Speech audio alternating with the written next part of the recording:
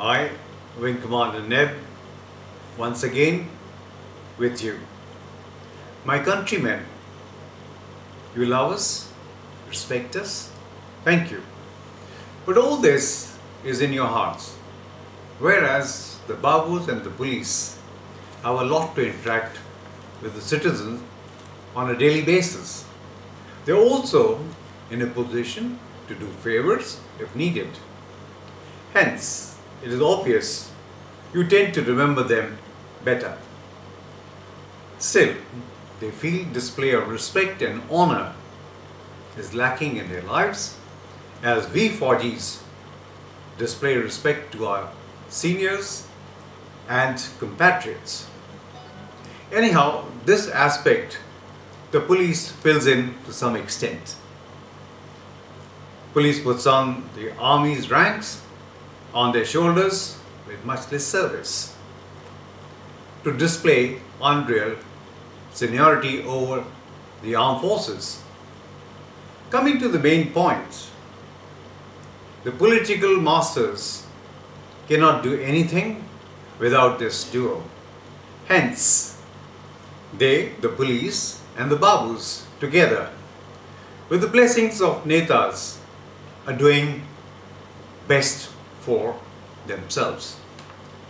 Hence I mean, be it MPs, MLAs, disproportionate pay hike and perks, or the dole out to the police and the leaving the poor armed forces in the cold. I sincerely pray to the Almighty and the citizen of our country to give some buddhi to the Babus and Netas so that they can think beyond themselves also. My thought process is vindicated by the conspicuous absence of their kith and kin in the armed forces. I repeat, they don't have any kith and kin in the armed forces, period. In the Ministry of Defense, which should be full with people in uniform, but the reality is you seldom see a person in uniform. Is it right? Recently, we have seen performance of Sports Ministry at Olympics. Do I need to say anything more? You cannot fit the square peg in the round hole. Friends, your great armed forces are the best in the world and are second to none.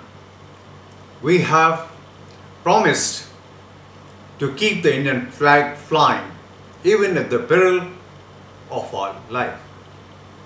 So we will continue to do that. Do I understand and is it fair that despite our commitment and promise, we will continue to lose our status year after year? We have never let our country down, not even once. Including the war with China, where the Netas and Babus kept us ill-equipped with the lack of war-waging machinery. Yet, we took the bullet on the chest and not on the back. I urge all stakeholders and my citizens to invoke their patriotism and good sense to get us our status back to 1947. Yes, please, 1947. Once could we begin by removing the listed anomalies of 6th and 7th pay commission? If I may suggest a big reform, that is, PM should pick up a 3 or a 4-star veteran and make him Deputy Defense Minister. Yes, please. Deputy Defence Minister. If we can have Mr. Jaitley as the Finance Minister, so can we have Deputy Defence Minister. Put all the three chiefs of services directly under Deputy Defence Minister. A big change will bridge the perceived gap. If anything is constant, it is the change. So let the change happen to your prestigious armed forces, as this is your only last bastion. You might be wondering why I am addressing to you all the real people of India, as we have been protesting peacefully at Jantar Mantar for only 455 days.